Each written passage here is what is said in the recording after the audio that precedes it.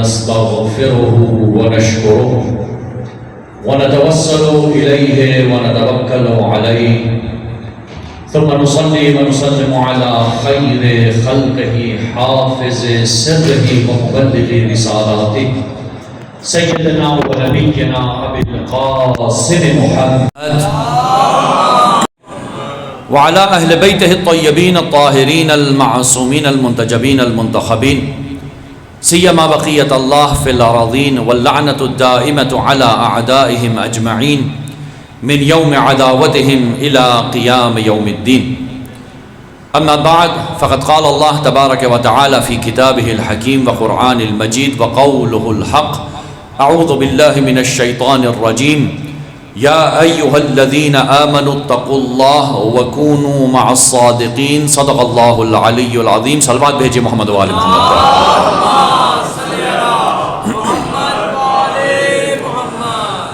معزز سامعین کرام و اہل قدر احباب، اس سلسلے کی آج یہ چھٹی مجلس ہے اور جس آیہ کریمہ کا ہم نے انتخاب کیا، جسے سرچشمہ ایک کلام بنایا، وہ ہے سورہ توبہ کی 119ویں آیت. ارشاد باری تعالی ہے: یا ایھا الذین آمنو، اے ایمان والو، اتقوا اللہ، اللہ کی نافرمانی سے بچو، وکونوا مع الصادقین، اور سچوں کے ساتھ ہو جاؤ. خطاب اہل ایمان سے، حکم دو ہو رہے ہیں: اتقوا اللہ وکونوا مع الصادقین، تقوی الہی اختیار کرو اور سچوں کے ساتھ ہو جاؤ. ہم نے واضح طور پر اپنی گزشتہ مجالس میں بیان کیا کہ تقوی الہی صرف اللہ کی کتاب سے ہی حاصل ہو سکتا ہے، کیونکہ اللہ کی کتاب ہے جو انسان کے عقیدے کو بناتی ہے، حلال و حرام کو بتاتی ہے، جتنے بھی معاملات ہیں اس زندگی کے، کس طرح سے رہنا ہے، کیا کرنا ہے، یہ سب اللہ کی کتاب بتاتی ہے. تو اتقوا اللہ پہلا حصہ، اور دوسرا حصہ ہے وَكُونُوا مَعَ الصَّادِقِينَ، اور سچوں کے ساتھ ہو جاؤ. گویا یہ آیت دلیل ہے اس حدیث ثقلین کی جسے رسول اللہ نے فرمایا: انی تارکم فیکم الثقلین کتاب اللہ وعطرتی اہل بیتی. کیونکہ وہاں میں بھی دو چیزوں کا ذکر ہے، اللہ کی کتاب ہے اور کچھ شخصیات کا ذکر ہے. سورہ توبہ کے 119ویں آیت میں بھی دو چیزوں کا ذکر ہے، کتاب ہے اور کچھ شخصیات. سلسلہ بحث یہاں تک پہنچا کہ ان شخصیات کی معرفت حاصل کرنی ہے، اور امام حسین علیہ السلام جو کہ انسان کامل اور قرآنی شخصیت ہیں، اس کے اوپر مختلف قرآنی آیات ذکر کی گئی، یہاں پہ دلائل پیش کیے گئے کیوں امام حسین ایک قرآنی شخصیت ہیں. اور اسی طرح کلام معصوم سے بتایا گیا کہ کس طرح سے امام وارث ہیں انبیاء کے. تو بات یہاں تک آ پہنچی کہ امام حسین علیہ السلام وارث ہیں آدم صفوت اللہ کے، امام حسین علیہ السلام وارث ہیں ابراہیم خلیل اللہ کے، امام حسین علیہ السلام وارث ہیں نوح نبی اللہ کے. تو اگر امام حسین کو سمجھنا ہے تو پہلے کردار انبیاء کو قرآن سے سمجھنا ہوگا. جب کردار انبیاء سمجھ میں آ جائے گا تو پھر شخصیت امام حسین کا بھی اندازہ لگایا جا سکتا ہے کہ یہ شخصیات کون سی شخصیات ہیں، یہ کیسی شخصیت ہے کہ جو سن 61 ہجری میں یہ فرماتا ہے کہ مثلی لا یبایع مثلا، مجھ جیسا اس جیسے کی بیعت نہیں کرتا. تو یہ جو مجھ جیسا ہے یہ قرآن میں ڈھونڈنا ہوگا، جو اس جیسا ہے یہ بھی قرآن میں ڈھونڈنا ہوگا. گویا اگر حسین علیہ السلام وارث ہے آدم کے تو یزید وارث ہے ابلیس کا. اگر حسین علیہ السلام وارث ہے ابراہیم علیہ السلام کے تو یزید وارث ہے نمرود کا. اگر حسین علیہ السلام وارث ہے موسیٰ کے تو یزید وارث ہے فرعون کا. اور یہی سلسلہ چلتا آ رہا ہے. لہذا مثل لا یبایع مثلا، مجھ جیسا اس جیسے کی بیعت نہیں کرے گا. جب خلقت آدم سے لے کے خاتم تک کسی نبی نے کسی طاغوت اور باطل کی بیعت نہیں کی تو میں حسین بھی بیعت نہیں کر سکتا. اب یہ شخصیت امام حسین کو پہچانتے ہیں، کیونکہ ہم نے کہا کہ شخصیت امام حسین کو پہچاننے کے لیے قرآنی شخصیات کا جاننا ضروری ہے، کیونکہ حسین وارث ہیں، انبیاء کے وارث ہیں. جو انبیاء کا وارث ہوتا ہے اس کے لیے انبیاء کی معلومات ہمارے پاس ہونا ضروری ہے، لازمی ہے۔ آج مجھے حضرت نوح کی گفتگو کرنی ہے کہ قرآن مجید میں کردار نوح علیہ السلام کیا تھا، اور جب کردار نوح کو سمجھ جائیں گے تو امام حسین بھی سمجھ میں آ جائیں گے۔ یاد رکھیے گا کہ امام حسین تاریخی شخصیت نہیں ہے، اسی لیے ہم اہل بیت کا تقابل تاریخی شخصیات کے ساتھ نہیں کرتے۔ جو قرآنی شخصیت ہے اسے قرآن سے ہی سمجھنا ہوگا، وگرنہ وہ سمجھ میں نہیں آئیں گے۔ جناب نوح علیہ السلام دوسرے ابو البشر ہیں۔ علمی گفتگو ہو جائے تو بور نہ ہوئیے گا، توجہ کا طالب آپ بہت اچھا سنتے ہیں، خصوصاً توجہ آپ کی جب علمی گفتگو پہ ہوتی ہے تو پڑھنے والے کو بھی لطف آتا ہے کہ بھائی غور سے سن رہے ہیں۔ حضرت آدم علیہ السلام پہلے ابو البشر، اور دوسرے ابو البشر کون ہیں؟ حضرت نوح۔ کیونکہ طوفان نوح کے بعد نسل آدم دوبارہ شروع ہوئی، تو اسی لیے انہیں دوسرے ابو البشر کہا جاتا ہے، انسانوں کے دوسرے باپ۔ اور مجھے حدیث یاد آ گئی اس دوسرے باپ سے کہ رسول خدا فرماتے ہیں انا وعلی ابوا ہذہ الامہ، میں اور علی اس امت کے باپ ہیں۔ کیوں باپ ہے؟ اس لیے کہ باپ کا ایک کردار ہوتا ہے، اس کے اوپر ہم پہنچیں گے۔ بس بات سے بات یاد آ گئی تو میں نے نقل کر دیا، نہ جانے پھر کبھی موقع ملے یا نہ ملے۔ انا وعلی ابوا ہذہ الامہ، بہت آسان حدیث ہے۔ انا وعلی، میں اور علی، ابوا دونوں باپ ہیں، دو کے لیے استعمال ہوتا ہے ابوا نے، ہذہ الامہ اس امت کے۔ تو جناب نوح علیہ السلام قرآنی شخصیت ہیں، دوسرے ابو البشر ہیں، نبی اولو العزم ہیں، اولو العزم انبیاء میں ان کا شمار ہوتا ہے۔ روایات کے الفاظ ہیں کہ حضرت نوح علیہ السلام کیونکہ اللہ کے ذکر میں اور خوف میں اور اللہ کی یاد میں بہت زیادہ گریہ و نوحہ کرتے تھے، اسی لیے ان کا نام نوح پڑ گیا۔ تو لفظ نوح نوحہ سے نکلا ہے، اس گریے کی وجہ سے، اس نوحے کی وجہ سے۔ تو یہ ایک حالت کا نام ہے۔ ہمارے ہاں جب کوئی اعتراض کرے تو پہلے قرآن پڑھ لیں، چیزیں دیکھ لیں، روایات کیا کہتی ہیں، کس حالت کا کیا نام ہوتا ہے۔ تو جناب نوح کے بارے میں قرآن کہتا ہے کہ حضرت نوح نے 1000 سال سے 50 سال کم تبلیغ کی۔ توجہ کا طالب ہوں، کتنے بن گئے؟ 950 سال۔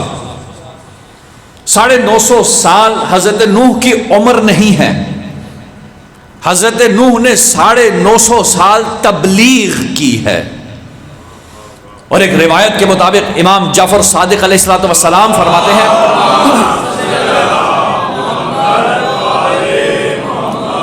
کہ حضرت نوح علیہ السلام کی عمر 2500 سال ہے، 2500 سال۔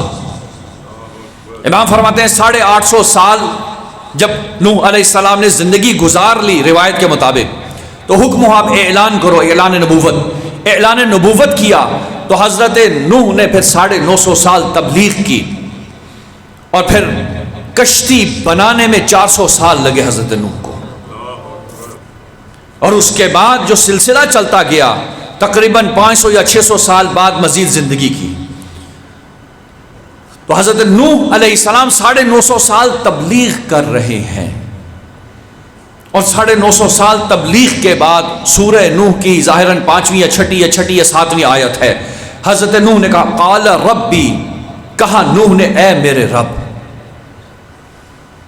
لا تذر قومی، میری قوم میں سے کسی کو زندہ مت چھوڑنا۔ کیونکہ یہ کفار ہیں، فاجر و کافر ہیں، یہ کافرین ہیں، اس میں سے زندہ نہ چھوڑنا۔ اب آئیے اس دعا سے پہلے کا مرحلہ دیکھتے ہیں۔ یہ تو حضرت نوح کی دعا ہے، اس کے اوپر ہم آئیں گے بعد میں، لیکن اس دعا کو اس لیے میں نے ذکر کیا کہ اس سے پہلے والا بیان کر رہا ہے کہ حضرت نوح کرتے کیا رہے اپنی زندگی میں۔ حضرت نوح علیہ السلام 950 سال تبلیغ کرتے رہے۔ قرآن کی آیت ہے سورہ نوح میں، اللہ فرماتا ہے کہ نوح نے لیلم و نہارا لوگوں کو تبلیغ اسلام کی طرف بلایا، دین اسلام کی طرف بلایا۔ 950 سال راتوں میں بھی اور دنوں میں بھی. اور پھر حضرت نوح نے دعا کی کہ بار الہ میں ان کو راتوں اور دنوں میں بلاتا رہا لیکن میری دعاؤں کا ان پر اثر نہ ہوا، اور بجائے اس کے کہ یہ میری تبلیغ سے دین کی طرف آتے انہوں نے فرار کا راستہ اختیار کر لیا. توجہ کا طالب ہوں، آیت قرآن کا میں نے ترجمہ آسان طریقے سے بتایا ہے. وقت نہیں ہے میرا آج، وقت میرا خیال کم ہے، تو اب میں آیت عربی میں نہیں پڑھوں گا، صرف ترجمہ بیان کروں گا. حضرت نوح فرماتے ہیں، یاد رکھیے گا، بار الہ میں نے ان کو دن اور رات میں بلایا، تبلیغ کی، جب بھی موقع ملا ان کو تبلیغ دین کیا، تیری طرف بلایا، وحدانیت کی طرف بلایا، مگر ان کی اوپر میرے ان دعاؤں کا، میرے ان تبلیغ کا، میرے اس ابلاغ کا کوئی اثر نہ ہوا. بجائے اس کے کہ ان میں اضافہ ہوتا انہوں نے راہ فرار اختیار کر لیا. میرا طریقہ یہ ہے کہ آیت پڑھتا ہوں، سوال اٹھاتا ہوں. سوال، حضرت نوح کی تبلیغ میں کیا کوئی مسئلہ تھا جو لوگ آنے کی بجائے فرار کر رہے تھے؟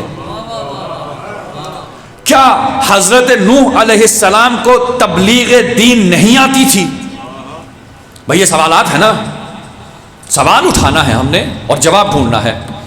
بھئی کوئی تو مسئلہ ہوگا نا کہ حضرت نوح نبی اللہ ہیں، اولو العزم پیغمبر ہیں، دوسرے ابو البشر ہیں، جب دین کی طرف بلا رہے ہیں 950 سال تبلیغ کرتے رہے، رات کے وقت بلایا، دن کے وقت بلایا، اندھیرے میں بلایا، اجالے میں بلایا، مگر لوگ بجائے اس کے کہ زیادہ ہوں یہ فرار کرنا شروع ہو گئے. تو مسئلہ کیا ہے؟ کیا حضرت نوح کو تبلیغ نہیں آتی تھی؟ کیا حضرت نوح کی جو بات تھی اس بات میں اثر نہیں تھا؟ کیا حضرت نوح نورانی گفتگو نہیں فرماتے تھے؟ تو جواب یہ ہے کہ حضرت نوح مبلغ بھی تھے، تبلیغ بھی آتی تھی، حقانیت پر بھی تھے، ان کی بات کا اثر بھی ہوتا تھا. لیکن قوم کیوں فرار کرتی تھی یہ جاننا ضروری ہے، کیونکہ اگر یہ مسئلہ حل ہو گیا تو ہم آج اپنے مسائل حل کر سکتے ہیں.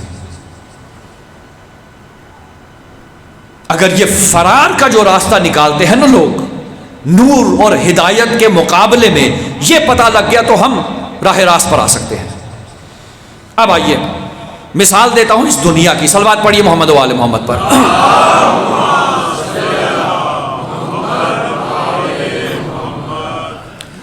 آپ نے دیکھا ہے کہ بعض لوگوں کی آنکھیں ضعیف ہو جاتی ہیں، چندھیا جاتی ہیں. توجہ کا طالب ہوں، اگر کوئی ایسا لفظ میں بول دوں جس کی سمجھ نہ آئے مجھے روک دیجئے گا. مثال دینے لگا ہوں، بات آگے بڑھانی ہے مجھے. بعض لوگوں کی آنکھیں ضعیف ہو جاتی ہیں، جنہیں جب باہر نکلے تو سورج کی روشنی تنگ کرتی ہے. علاج کیا ہے؟ علاج یہ ہے کہ وہ موٹے کالے شیشوں والی اینک آنکھوں پہ لگا لیتے ہیں. اب ایک زمانے میں یہ کالی اینک علاج تھا ان کے لیے جن کی آنکھیں خراب تھیں، لیکن آج کل کیا ہوتا ہے؟ فیشن بن گیا. اب صحیح آنکھیں ہو بھی تو انسان کالے شیشوں والی اینک لگا لیتا ہے. کوئی چورس اینک لگاتا ہے بڑی بڑی کہ بھئی دکھے، کوئی فلمیں دیکھ کے پولیس والے سٹائل پہن لیتا ہے، نہ جانے کس طرح کے پہنے جاتے ہیں. آنکھیں ٹھیک ہیں، ذہن خراب ہو گیا. بھائی رات کے اندھیرے میں بھی فیشن مار رہے ہیں، تو اب ہم اور کیا کہیں؟ صلوات پڑھیے محمد و آل محمد پر. محمد و آل. تو جن کی آنکھیں چندیا جائیں کیا ہوتا ہے؟ سورج کی روشنی تنگ کرتی ہے. سوال ہے اب یہاں پر ایک اور، کیا سورج کی روشنی کوئی مضر چیز ہے؟ نہیں. کیا سورج کی روشنی ہمارے لیے عذاب کا باعث ہے؟ نہیں. کیا سورج کی روشنی اگر نہ ہو تو انسان پل بھر سکتا ہے؟ یہ شجر، یہ پہاڑ، یہ سب کچھ اپنی جگہ پہ قائم رہ سکتا ہے؟ تو جواب آئے گا سورج کی روشنی میں کوئی مسئلہ نہیں ہے.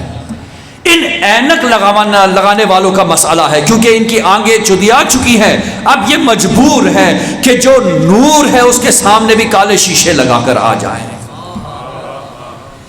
ہمارے معاشرے میں بھی عقیدت کی جب بات ہوتی ہے تو نور الہی کے مقابلے میں کچھ ایسے کالے شیشے اینک بیچنے والے موجود ہیں جو بڑی بڑی فیسیں لیتے ہیں، جو منبر پہ آ کے قبضہ کرتے ہیں، جو واہ مانگتے ہیں۔ یہ کیا کرتے ہیں؟ ہماری عوام کو آ کر اس ظلمت کی اینک پہناتے ہیں جس کی وجہ سے جب نور کی بات ہوتی ہے تو سمجھ میں نہیں آتی۔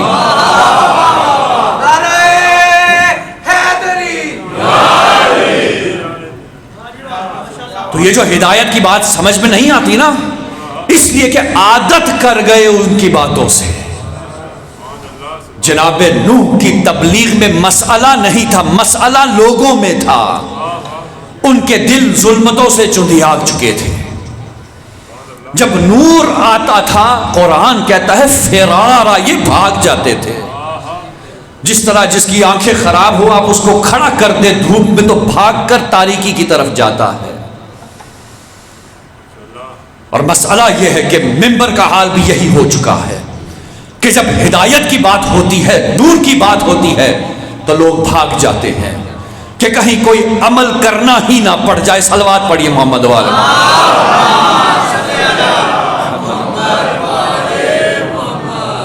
اور اگر نور اور ہدایت کی بات کر دیں تو کہتے ہیں یہ بات نہ کیجئے قبلہ، وہی جو دوسرے کرتے ہیں وہی کہہ کے چلے جائیے۔ مسئلہ یہ ہے کہ ہماری آنکھیں سالم ہیں الحمدللہ۔ اہل بیت نور کا منبع ہے۔ اب سمجھ میں آئی کہ کیوں امام علی مقام جب بلاتے ہیں آؤ کربلا کی طرف تو لوگ نہیں آتے، کیونکہ امام کے زمانے میں بھی جو لوگ ہیں، رحلت رسول کے بعد سے لے کر قیام امام حسین تک 50 سال کا عرصہ ہے، اس امت مسلمہ پر اتنی ظلمت آ گئی کہ اب نور نظر ہی نہیں آتا ہی نہیں، اور ایک نور کے بعد دوسرا نور مارا جاتا ہے۔ کیوں مولا علی علیہ السلام کا قتل کیا گیا؟ کیوں امام حسن علیہ السلام کو زہر دیا گیا؟ کیوں امام حسین کو قتل کیا گیا؟ اس لیے کہ یہ امت تاریکی کا شکار ہو گئی۔ یہ درس قرآن ہمیں بتاتا ہے۔ تو قرآن میں ذکر ہے کہ حضرت نوح نے کہا بارے رہا میں نے ان کو بلایا دن اور رات میں، اور یہ گجب سلسلہ ہے، یعنی حضرت نوح نے کوئی کسر نہیں چھوڑی تبلیغ کی۔ اکیلے میں ملے پھر بھی بلایا، مجمع میں ملے پھر بھی بلایا، جب بھی وقت آیا حضرت نوح نے بلایا اور لوگوں کو دین کی طرف بلانا شروع کر دیا۔ لیکن یہ لوگ بھاگتے تھے، فرارا الا فرارا لم تزدہم، ان میں زیادتی نہیں ہوئی، اضافہ نہیں ہوا کسی کا، مگر یہ کہ لوگ بھاگنا شروع ہو گئے۔ تو مسئلہ نوح علیہ السلام میں نہیں تھا، تبلیغ نوح میں نہیں تھا، قوم نوح میں مسئلہ تھا۔ ہمیں اس ظلمت سے بچنا ہے۔ ہم اگر یہ چاہتے ہیں کہ ہمارے دل تاریک نہ ہو تو نور کا ذکر کیا کریں، قرآن کی تلاوت کیا کریں، اہل بیت کا ذکر کریں تاکہ دل نورانی بن جائے۔ اور یہ جو ہم گریہ کرتے ہیں، آنسو بہاتے ہیں ذکر اہل بیت میں، یہ بھی نور کا باعث بنتا ہے۔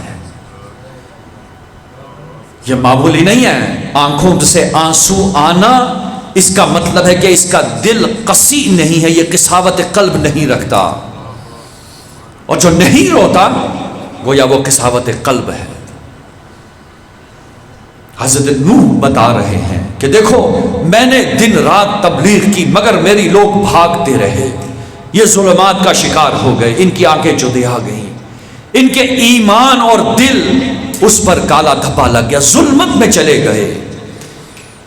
اب جب یہ سلسلہ چلا یہاں تک تو اب جناب نوح علیہ السلام نے دعا کی کہ بار الہا میری قوم میں سے ایک فرد کو بھی زندہ مت چھوڑنا۔ یہ جو ظالم ہے نا ظلمت میں چلے گئے، ان میں سے کسی کو ان زندہ نہ چھوڑنا۔ کیوں؟ اس لیے کہ اگر تو نے ان میں سے کسی ایک کو بھی زندہ چھوڑ دیا تو یہ کافر اور فاجر کے علاوہ زادے ولد نہیں کریں گے۔ سخت بات ہو گئی، آیت ہے قرآن کی۔ حضرت نوح کیا فرماتے ہیں؟ کیوں عذاب نازل کر؟ اس لیے کہ کافر ہیں، 950 سال تبلیغ کی، دن اور رات تبلیغ کی، یہ نہیں آ رہے، فرار کر رہے ہیں۔ بہرحال ان کافرین کو سب کے سب پر عذاب نازل کر۔ کیوں عذاب نازل کیا جائے؟ اب حضرت نوح دلیل دے رہے ہیں اللہ سبحانہ و تعالیٰ کی بارگاہ میں۔ بہرحال کیونکہ اگر تو نے ان میں سے کسی ایک کو بھی زندہ چھوڑ دیا تو یہ کافر اور فاجر زادے ولد کریں گے، یعنی یہ کافر اور فاجر نسل آگے بڑھائیں گے، اسی لیے ان میں سے کسی ایک کو بھی زندہ مت چھوڑنا۔ کیوں؟ اس لیے کہ کافر اور فاجر آگے آئیں گے۔ اب یہاں پہ دو اور لفظ آ گئے، مجھے اس کی توضیح دینی ہے۔ لفظ کافر ہے، لفظ فاجر ہے۔ کافر کا مطلب آپ کو پتہ ہے، انکار کرنے والا، جو حقیقت کا انکار کر دے اسے کافر کہا جاتا ہے۔ اسلامی اصطلاح میں وہ جو اللہ کا انکار کر دیتا ہے، دین خدا کو ماننے سے انکار کر دیتا ہے، مانتا ہے اللہ کو لیکن اللہ کے دین کو نہیں مانتا، یہ مانتا ہے کہ ہو سکتا ہے کوئی ذات ہو بنانے والی لیکن ایمان نہیں لاتا، جو دین اللہ نے بھیجا اس پر، اسے کافر کہا جاتا ہے۔ لیکن جو اس اللہ کے برابر کوئی اور شریک ٹھہرا دے، کسی اور کو الہ مان لے، اسے مشرک کہا جاتا ہے۔ تو کافر انکار کرنے والا ہے۔ فاجر کیا ہے؟ فاجر اور فاسق دونوں مترادف الفاظ ہیں۔ قرآن مجید میں اللہ سبحانہ و تعالیٰ نے لفظ فاسق کا استعمال کیا کہ جو فسقو ہے، جو لوگ فسق کرتے ہیں، فاسق ہیں، مأواہم النار، ان کا ٹھکانہ جہنم کی آگ ہے۔ جو فاسق ہے، جو فاجر ہے، یہاں پہ کفارن فجارہ کہا ہے۔ جانتے ہیں فاسق اور فاجر کسے کہتے ہیں؟ یہ لمحہ فکریہ ہے میرے لیے بھی آپ کے لیے بھی، کہ اللہ ہمیں ایسے لوگوں سے بچائے جو فاسق اور فاجر ہوتے ہیں۔ فاسق اور فاجر کہتے کسے ہیں؟ ہر وہ شخص، توجہ کا طالب علم کی تعریف بتا رہا ہوں، ہر وہ شخص جو اللہ کے بنائے ہوئے نظام سے ہٹ کر کسی اور چیز پر راضی ہو جائے اور اس پر توبہ نہ کرے، یہ فاسق و فاجر ہوتا ہے۔ ہر وہ شخص جو اللہ کی معصیت کرے، گناہ کرے اور اس گناہ پر توبہ نہ کرے، یہ فاسق و فاجر ہوتا ہے۔ ہر وہ شخص جب گناہ کرنے کے بعد اس گناہ پر ندامت محسوس نہ کرے، یہ حالت اس میں نہ ہو، تو یہ فاسق اور فاجر ہو جاتا ہے۔ تو جناب نوح فرماتے ہیں یہ جو انکار کرنے والے ہیں نا باراللہ تیری نظام کا، ان میں سے کسی کو زندہ مت چھوڑنا۔ کیوں؟ کیونکہ اگر یہ زادے ولد کریں گے تو یہ فاسق اور فاجر پیدا کریں گے۔ ہمارے ہاں جب بھی تبلیغ ہوتی ہے، دین کی بات ہوتی ہے، نور کی بات ہوتی ہے، ہدایت کی بات ہوتی ہے، لوگ بھاگ جاتے ہیں۔ یہ لمحہ فکریہ ہے۔ آج ہی اگر کوئی گناہ کیے ہیں، یاد ہیں یا نہیں ہیں، اللہ کی بارگاہ میں توبہ کر لیجئے گا۔ اور میں اپنے مومن بھائیوں کو بتا رہا ہوں، ہمارے استاد شعبان داداشی ایک بات کہا کرتے تھے ہم سے، وہ کہتے تھے کہ ہمیشہ امام زمانہ کو سلام ضرور دیا کرو۔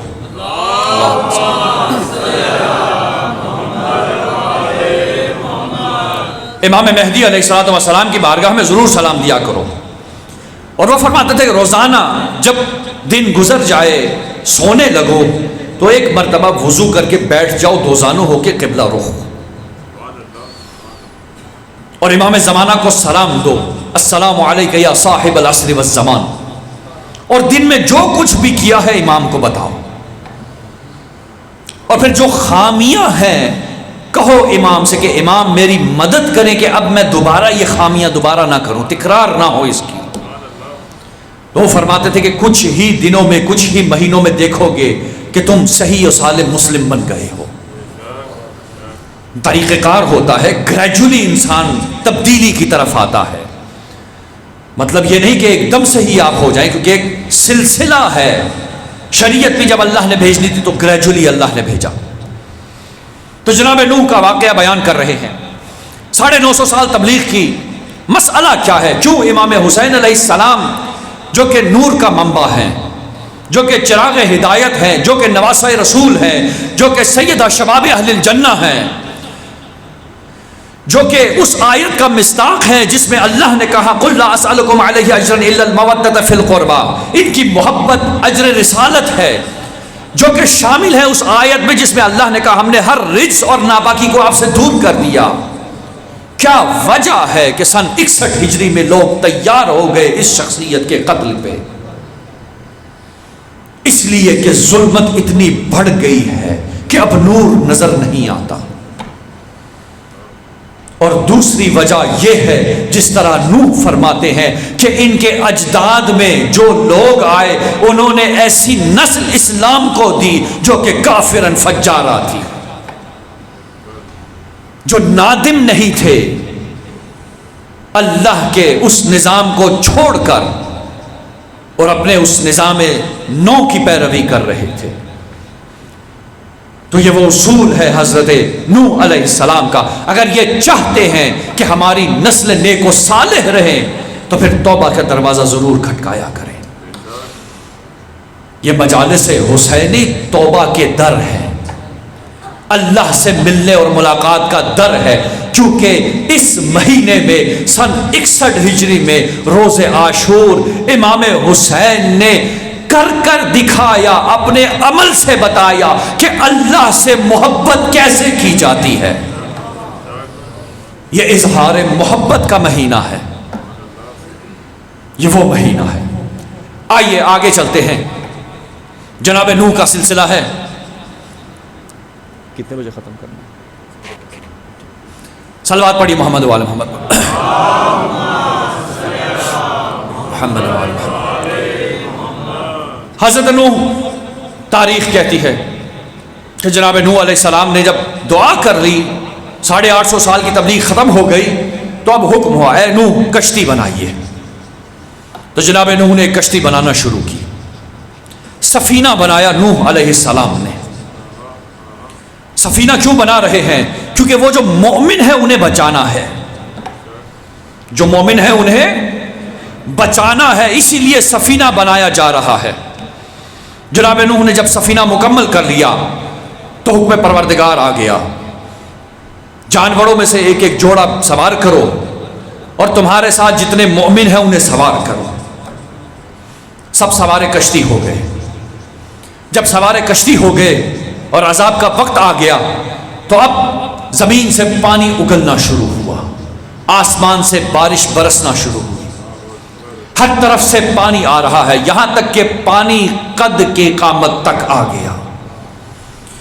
پانی نے کچھ اور جوش مارا، کشتی نوح رواں ہوئی۔ اب یہاں پہ آیت ہے، آیت کہہ رہی ہے کہ حضرت نوح نے دیکھا کہ بیٹا ڈوب رہا ہے۔ توجہ کا طالب ہوں، ڈوب کون رہا ہے؟ نبی زادہ۔ میں نے لفظ بیٹا ہٹا دیا کیونکہ ہم نسبتوں سے بہت بات کرتے ہیں، بھائی فلاں کی نسبت، فلاں کی نسبت۔ قرآن کہتا ہے نبی زادہ ڈوب رہا ہے۔ نبی نے کہا بیٹا میرا ہاتھ پکڑ لے میں تجھے بچا لوں گا۔ بیٹے نے کہا میں فلاں چوٹی پر چڑھ جاؤں گا، خود کو بچا لوں گا، پانی مجھ تک نہیں پہنچ پائے گا۔ حضرت نوح نے کہا بار الہ میری اہل میں سے ہے، اسے بچا لے۔ اللہ نے کہا یہ تیری اہل میں سے نہیں ہے۔ اب میرا وقت آ گیا سوال اٹھانے کا۔ پہلی بات، نوح کا بیٹا منافق تھا یا نہیں؟ بھائی کافر تھا نا، لیکن جب تک منافقت سامنے نہیں آئی نوح کو بھی خبر نہیں کہ یہ منافق ہے۔ رہتا نبی کے گھر میں ہے، پلا نبی کے گھر میں ہے، لیکن جب نفاق سامنے آ گیا تو اللہ نے کہہ دیا یہ تیری اہل میں سے نہیں ہے۔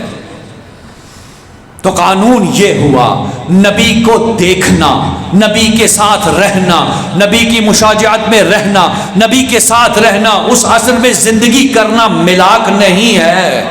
ملاک یہ ہے کہ دل میں ایمان ہونا چاہیے۔ اب آپ کو اگر کل کی بات یاد ہو، چچا بھتیجے میں اگر عقیدے کا اختلاف آ جائے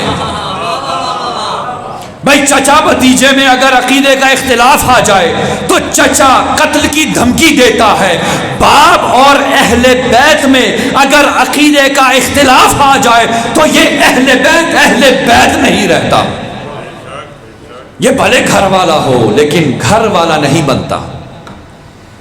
تو اللہ نے کہا یہ تیری اہل میں سے نہیں ہے۔ سوال، بارے لہا نبی زادہ تھا، نبی کا بیٹا تھا، پوری قوم میں سے اگر تو چاہتا تو اسے بچا سکتا تھا۔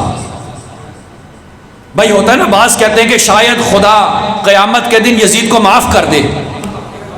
توجہ کا طالب ہوں بھائی قاتلین، اللہ بہتر جانتا ہے کہ شاید وہ جو مخالف تھے اللہ ان کو معاف کر دے۔ جواب دینے لگا ہوں قرآن میں سے، اصول قرآنی ہے، اگر عقیدے کا اختلاف آ جائے چاہے نبی زادہ بھی ہو تو اللہ نہیں بچاتا، چاہے نبی زادہ بھی ہو اللہ نہیں بچاتا۔ تو جس طرح ہمارے ہاں ہوتا ہے نا کہ بھائی اس کو چھوڑ دو کوئی بات نہیں، برا ہے، شاہ صاحب کا بیٹا ہے، فلاں کا بیٹا ہے، چودھری کا بیٹا ہے، بھائی ہوتا ہے نا۔ دوسرا سوال اٹھاتے ہیں، بارے الہ تو قادر مطلق ہے، توجہ کا طالب ہو، قادر مطلق ہے، تو اس کے دل میں ایمان ڈال دیتا، بھائی یہ بھی تو ہو سکتا تھا نا۔ تو جواب آیا ہم جبر نہیں کرتے۔ بھائی بعض ہیں جو کہتے ہیں کہ امام حسین کا قتل اللہ نے یزید کے ہاتھوں کروایا، یہ جبر تھا، اللہ جبر بھی نہیں کرتا۔ اب تیسرا سوال، بارہ الہ کیا کوئی اصول ہے ایسا جو تم نے قرآن میں بیان کیا ہو جس کی بنا پر نبی زادہ بھی ہو تو تم معاف نہیں کرتا؟ تو آواز قدرت آئی، پڑھو سورہ توبہ۔ سورہ توبہ کی آیت ہے، یا ایھا الذین آمنو، اے ایمان والو۔ بس اب خوشی ہوتی ہے جب میں یا ایھا الذین آمنو پڑھتا ہوں تو نیچے سے آواز آتی ہے اے ایمان والو، اتنا مطلب تو آ گیا بھائی قرآن کا۔ یا ایھا الذین آمنو، اے ایمان والو، لا تتخذوا آباءکم و اخوانکم اولیاء، اپنے باپوں اور اپنے بھائیوں کو اپنا ولی سرپرست مت بناؤ۔ بھائی ہم نے تو سنا تھا کہ باپ ولی ہوتا ہے، بڑا بھائی ولی ہوتا ہے، توجہ کا طالب ہوں، دادا، یہ سب کیونکہ لفظ آبا ہے تو آبا میں یہ قرآن کی عربی کی یہ خوبصورتی ہے، جب آبا کا لفظ آ جائے تو باپ، دادا جتنے بھی اوپر چلے جائیں، چچا، تایا جتنے بھی انکل ہو گئے، یہ سب اس کے اندر آ جاتے ہیں، اور اخوان میں آپ کے بھائی، آپ کے کزن، یہ سب اس میں شامل ہو جاتے ہیں۔ تو اللہ فرماتا ہے یا ایھا الذین آمنو لا تتخذوا، مت بناؤ، مت لو، آباءکم، اپنے باپوں کو، وَإِخْوَانَكُمْ، اپنے بھائیوں کو، اولیاء، اپنا سرپرست، ان استحبوا الکفر علی الایمان، اگر یہ کفر کو ایمان پر ترجیح دے دیں۔ بھائی حکم ہے کہ جو بھی تمہارا چچا ہے، تمہارا باپ ہے، تمہارا جد ہے یا تمہارا بھائی ہے، اگر کفر کو ایمان پر ترجیح دے دے تو اس کو اپنا ولی نہیں بنانا۔ وَمَن يَتَوَلَّهُم مِّنكُمْ، اور تم میں سے جنہوں نے ایسوں کو اپنا ولی بنا لیا، اولئک ھم الظالمون، بس یہ ظالمین میں سے ہو گئے۔ تو پوری آیت کیا ہوئی؟ اے ایمان والو، اپنے باپوں اور بھائیوں کو اپنا ولی مت بناؤ، اگر کفر کو ایمان پر ترجیح دے، اور تم میں سے جس نے بھی ایسے کو اپنا ولی بنایا وہ ظالمین میں سے ہو گیا۔ میں اب نوح کی طرف بعد میں آؤں گا، ایک سوال اٹھانے لگا ہوں اہل ایمان سے، اہل اسلام سے، اگر ابو طالب کافر ہے تو کیسا نکاح خان رسول ہے؟ کہ اللہ کہتا ہے ایسے کو ولی مت بناؤ. کیسا ولی اور سرپرست ہے رسول کا کہ رسول کو اللہ تو قرآن میں کہتا ہے ایسے کو ولی مت بنا. اگر بنایا تو ظالمین میں سے ہو جائے گا. یا ابو طالب مسلمان ہے یا جو نہیں جانتے وہ کہتے ہیں کافر ہے.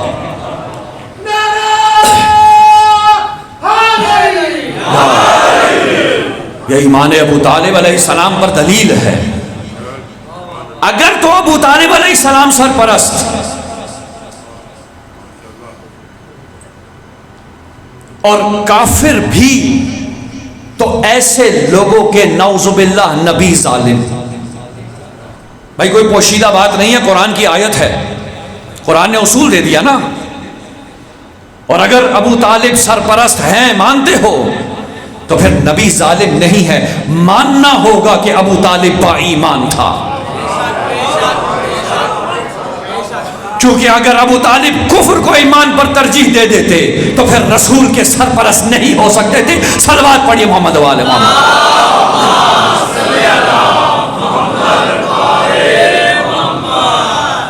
بھائی اتنی واضح آیات ہیں قرآن کی، سمجھ میں نہیں آتی لوگوں کو. کیوں نہیں نظر آتی؟ کیونکہ پردے پڑے ہوئے ہیں. یہ ظاہر میں سمجھتے ہیں کہ ہمیں سب سمجھ آتا ہے، لیکن آنکھیں اور دل چندیا گئی ہیں. سامنے کا نور نظر نہیں آتا، باطن قرآن کو کیا سمجھیں گے؟ صلوات پڑھیے محمد والے محمد.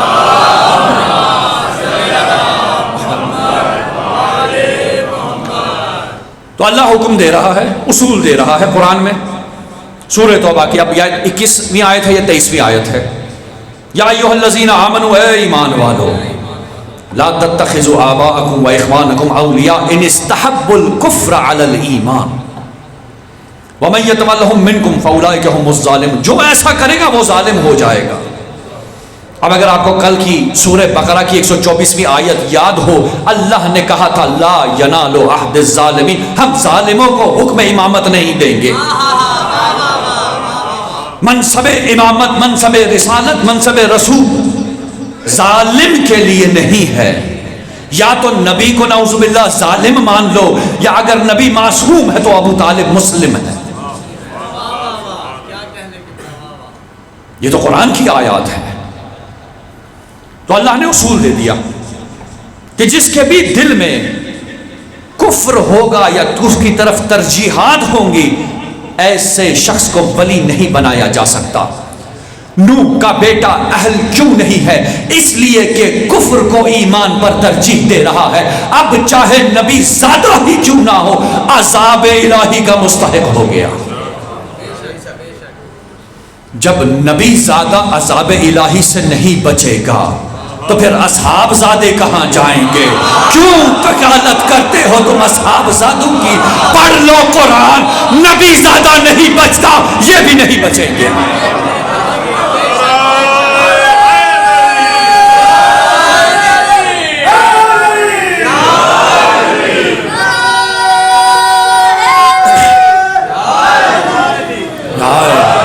مجھے تعجب ہوتا ہے عالم اسلام کے ان علماء سے جو خود کو عالم کہتے ہیں، خود کو محدث کہتے ہیں، شیخ الحدیث کہتے ہیں، مگر جب قاتلین حسین کی بات آئے تو کہتے ہیں تاریخ نہ پڑھا کرو، اس میں مبہم باتیں لکھی ہوئی ہیں. کیوں مبہم ہے؟ میں بتاتا ہوں. مبہم اس لیے ان کو لگتا ہے کہ لشکر یزید کے سپہ سالار کا نام عمر ابن سعد تھا. کون ہے عمر ابن سعد؟ سعد بن ابی وقاص کا بیٹا. بھئی اب صحابی کا نام آ گیا نا، اب یہ مجبور ہو گئے. قرآن کہتا ہے نبی زادہ بھی ہو تو عذاب الہی ہے. بھئی جب قرآن اس کو اہل نہیں بناتا، تم کیوں زبردستی اہل بیت میں شامل کرتے ہو؟ عقیدے کا اختلاف آ جائے قتل بھی ہو جاتے ہیں اور اہل سے بھی نکل جاتے ہیں. یہ ہے اصول قرآنی. تو حضرت نوح کے قصے نے کیا بتایا ہمیں؟ کہا اگر عقیدے کا اختلاف آ جائے تو اہل بھی اہل نہیں رہتا. اب میں دست بستہ اپنے سادات سے یہ کہوں گا، اگر سید شرابی ہو، بے نمازی ہو، بے حیا ہو، اس کا کوئی تعلق رسول سے نہیں ہے۔ جس طرح وہ نبی زادہ جہنم میں، اس طرح یہ سید زادہ بھی جہنم میں جائے گا۔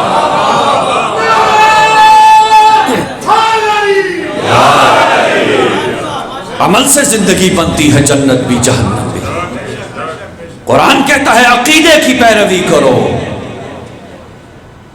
یہ اپنے اجداد کے نام کو مس یوز کرتے ہیں، اس کی اجازت نہیں ہے۔ اور میں اکثر اپنے سادات بھائیوں سے کہا کرتا ہوں، یہ جو غیر سادات آتے ہیں نا، ہمارے گھٹنوں کو ہاتھ لگاتے ہیں، ادب احترام کرتے ہیں، ہمیں قیامت کے دن دگنی جوتیاں پڑیں گی، کیونکہ جس کے نام پر یہ احترام مل رہا ہے اگر کردار ویسا نہ ہو۔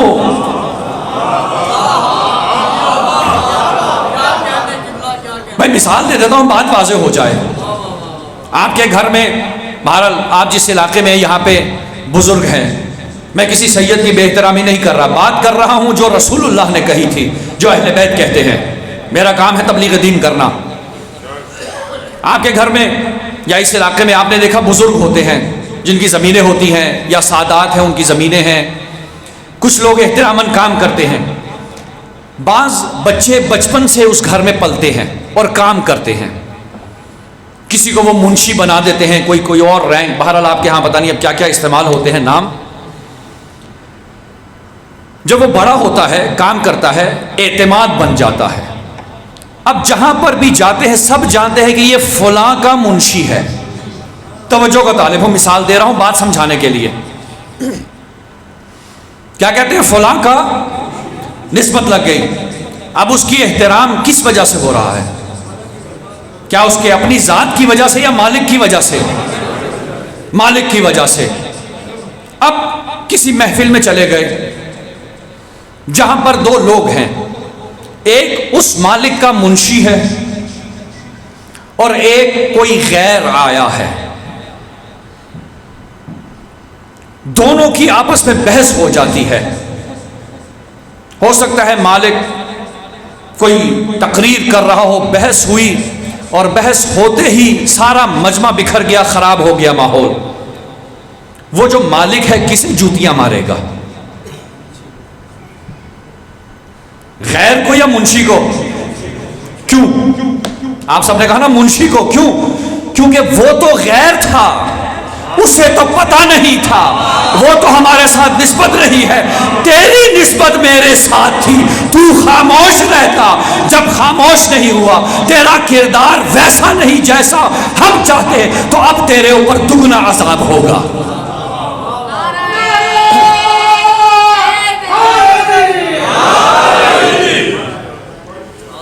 اہل بیت کو نام کے اصحاب نہیں چاہیے، کام کے اصحاب چاہیے۔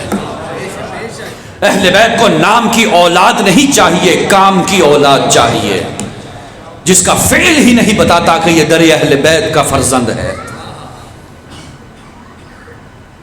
اور میں یہ بات بھی واضح کرتا ہوں اپنے بھائیوں کو کہ آپ کو میں یہ نہیں کہہ رہا کہ سادات کا احترام چھوڑ دیجئے، آپ کی اسی احترام کی وجہ سے اس کو دگنی جوتی پڑے گی۔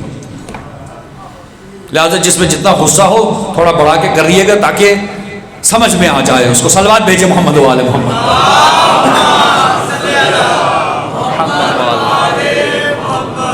کیونکہ دونوں روایات موجود ہیں ہمارے پاس۔ یہ نسبت ہے رسول اکرم کی کہ جس کے اندر خون ہے رسول خدا کا، وہ سلسلہ چل رہا ہے۔ سید ہونا کوئی معمولی بات نہیں ہے، لیکن اس منصب، اس رتبے پہ رہنا، یہ اصل جہاد ہے۔ تو نوح علیہ السلام کے قصے نے ہمیں بتایا کہ اگر نبی زیادہ بھی ہو تو اللہ کہتا ہے میں نے قانون بتا دیا، جو کفر کو ایمان پر ترجیح دے۔ اب ہمارے ہم مسئلہ یہ ہے کہ ہمارے جو بڑے بنتے ہیں، خود کو بزرگ کہتے ہیں، میں ملکی لیول کی بات کر رہا ہوں، مسئلہ یہ ہے کہ کفار کے قدموں میں جا گرے، جتنے بھی مسلم ممالک کے سردار ہیں سب کفار کی گود میں بیٹھے ہیں۔ اب سمجھ میں آ رہا ہے کہ جب OIC کا اجلاس بھی ہو اور فلسطین کے بارے میں گفتگو بھی نہ ہو، یہ اس وجہ سے ہے کہ یہ سب کفر کو ایمان پر ترجیح دیتے ہیں۔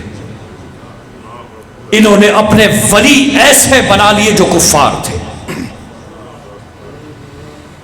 بس جس کا ولی سرپرست امریکہ و اسرائیل بن گیا، اب وہ ہدایت پر نہیں آ سکتا۔ یہاں پر حسینی کردار چاہیے۔ امام حسین نے جب دیکھا نا کہ باقی اصحاب زادے یا خاموش ہو گئے یا یزید کی بیعت کر لی، اب یہاں پہ کردار حسینی سامنے آتا ہے۔ لہذا ہمارا مذاق نہیں ہے، ہم قرآن کی تبعیت کر رہے ہیں۔ قرآن نے جب کہہ دیا نبی زادہ نہیں بچے گا، تو یہ اصول ہمیں قرآن نے دے دیا۔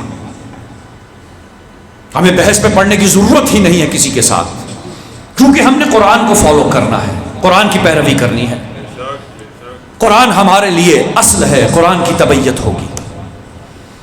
تو جناب نوح علیہ السلام نے جب سفینہ بنایا تو بیٹے کو کہا بیٹا سوار ہو جا، مجھے ہاتھ پکڑا دے۔ بیٹے نے انکار کر دیا، توجہ کا طالب ہوں، نتیجہ دینے لگا ہوں، توجہ کا طالب ہوں۔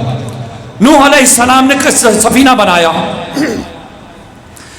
سفینہ تو نوح کے اوپر، نوح کمانڈر ہیں، سرپرست ہیں، لیکن جب سیلاب آیا بیٹا ڈوبنے لگا تو کہا بیٹا آ جا۔ بیٹے نے انکار کر دیا، کہا باری لہا اس کو بچا لے، کہا تیری اہل میں سے نہیں۔ تو گویا سفینہ نوح کا ہے ضرور، مگر نوح مختار سفینہ نہیں ہے۔ بھائی سفینہ تو نوح علیہ السلام کا ہے، مگر نوح مختار سفینہ نہیں ہے۔ صدقے جاؤں مولا حسین کے، یہ وہ سفینہ ہے جس کو چاہا سوار کر لیا، کبھی مسلم بن اوسجا کی شکل میں، کبھی زہیر ابن قین کی شکل میں، اور کبھی حر کی شکل میں۔ نوح مالک سفینہ ہے، مختار سفینہ نہیں ہے۔ حسین خود سفینۃ النجات ہے۔ روایت رسول اللہ صلی اللہ علیہ وآلہ وسلم ہے،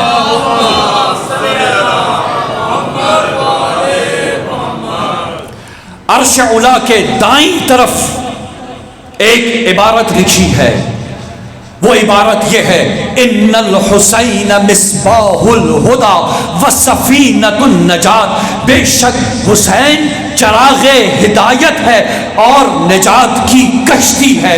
نوح کی کشتی لکڑیوں کی تھی، کربلا میں حسین خود سفینہ بن کر نیچے اترے۔ نوح مختار سفینہ نہیں ہے، مگر حسین مختار سفینہ۔ کیوں؟ اس لیے کہ حسین وارث ہے، نوح ہے۔ حسین کے لشکر میں ہر وہی سوار ہو رہا ہے جو عقیدے میں حسین جیسا، اب چاہے زہیر ابن قین جیسا عثمانی ہی کیوں نہ ہو، جب خیمہ حسینی سے باہر آئے تو حسینی بن کر آئے۔ یہ ہے کمال حسین ابن علی علیہ السلام۔ اور عجب سلسلہ ہے ان سفینوں کا۔ نوح کے سفینے کو رواں کرنے کے لیے پانی کا انتظام کیا گیا، بارش ہوئی، طوفان آیا، زمین نے پانی اگلا، لیکن جانتے ہیں حسین ابن علی کے سفینے کو کون چلا رہا ہے؟ ان الحسین مصباح الہدی وسفینۃ النجات۔ حسینی سفینے کو شہدائے کربلا کا لہو جلا رہا ہے، یہ اسی لیے اب تک زندہ ہے، کیونکہ شہید کبھی مرتا نہیں ہے۔ نوح کا سفینہ تھا، حسین خود سفینۃ النجات ہے۔ نوح کی کشتی بنی تھی لکڑیوں سے، کیلوں سے، میخوں سے، حسین نے اپنی کشتی قاسم سے بنائی تھی۔ حسین ابن علی نے اپنی کشتی عباس سے بنائی ہے، حسین ابن علی نے اپنی کشتی علی اکبر سے بنائی ہے، حسین ابن علی نے اپنی کشتی علی اصغر سے بنائی۔ جس طرح ہر کشتی کا ایک علم ہوتا ہے نا جاننے کے لیے کہ یہ کیا ہے، میں کہوں گا حسین کی کشتی کا علم علی اصغر ہے۔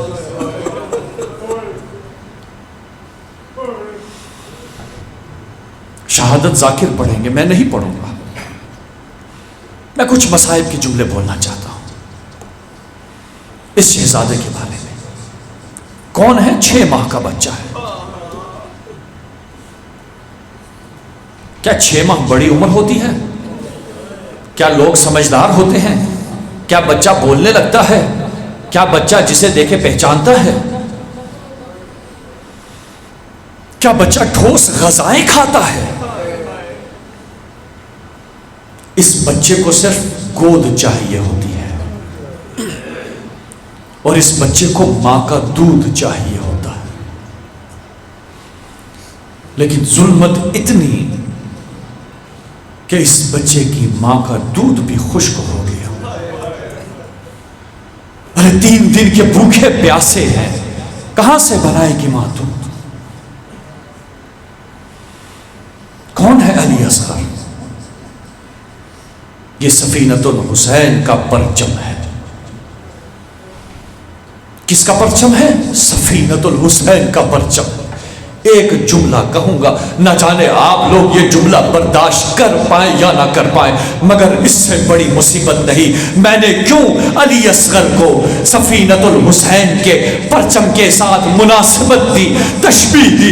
اس لیے کہ تاریخ کہتی ہے جب سب سر جمع کر لیے گئے تو کسی نے کہا ایک ننھا بچہ مرا تھا، اس کا سر نہیں مل رہا، جس کو میں نے مارا تھا اس کا سر کہاں ہے؟ تو ہمارے ساتھ نے کہا جاؤ ڈھونڈو سر کو۔ کسی نے کہا خیموں کے پیچھے دیکھا تھا، جب حسین چلے گئے نہ جانے کچھ آبا کے نیچے چھپائے لے گئے تو کیا دیکھا؟ کہا گیا ہو سکتا ہے وہی بچہ ہو۔ عزادارو جانتے ہو یہ علم کیسے اٹھا؟ علی اصغر کیسے اس سفینے کا علم بنا؟ ان ظالموں نے جب علی اصغر کے لاشے کو ڈھونڈنا شروع کیا تو ہاتھوں سے ریت کو نہیں ہٹایا بلکہ نیزے کی علیاں مارنا شروع کی، یہاں تک کہ سرزمین کربلا نے وہ وقت بھی دیکھا جب ایک نیزہ جیسے ہی اوپر آیا علی اصغر کا لاش